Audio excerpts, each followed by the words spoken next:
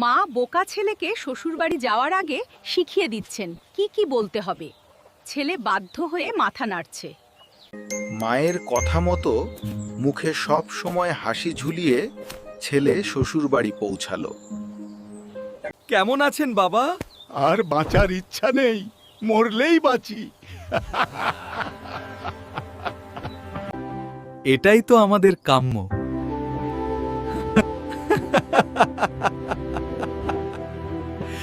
তা এখন কি পথ্য করছেন?